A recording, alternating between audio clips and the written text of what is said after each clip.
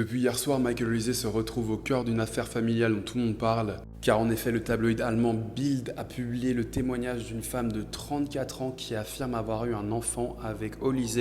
Selon elle, le joueur aurait toujours refusé de voir ce bébé et n'aurait jamais versé de pension alimentaire. Aujourd'hui, elle demanderait une pension alimentaire de 60 000 € par mois. Attention toutefois, tout ce qui fait le tour des réseaux aujourd'hui ne se base que sur le témoignage de cette femme dans ce journal. Au moment où je fais cette vidéo, je n'ai trouvé aucun communiqué officiel de Michael Olise ni de ses avocats. Mais le journal allemand nous donne une version de l'entourage de Michael Olise. Je vous raconte les deux versions. Alors selon Fatima, elle aurait rencontré Michael Olise en 2022, il avait 20 ans, elle en avait 31.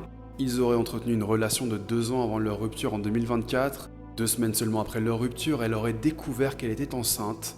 Toujours selon son témoignage, l'International français aurait accepté de réaliser un test ADN qui aurait confirmé sa paternité. Il aurait ensuite reconnu cet enfant.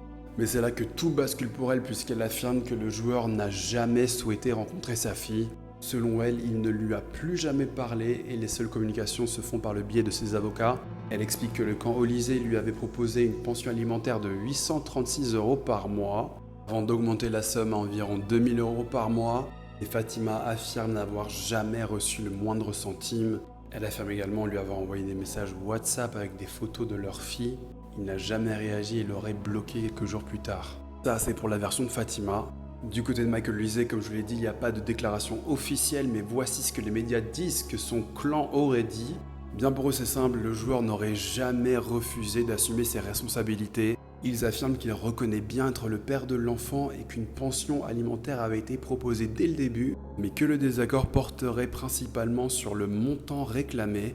Toujours selon eux, Fatima aurait réclamé devant la justice française une pension alimentaire de 60 000 € par mois, ce qui est une somme jugée trop élevée pour le camp du joueur. D'ailleurs, ils affirment avoir proposé à Fatima une somme qui dépasse le barème légal fixé par l'Allemagne et ils sont toujours ouverts à un accord à l'amiable. En tout cas, ça c'est ce que les médias disent que le camp d'Olise aurait dit. Évidemment, depuis ce matin, des milliers d'internautes traitent Michael Olise de père indigne.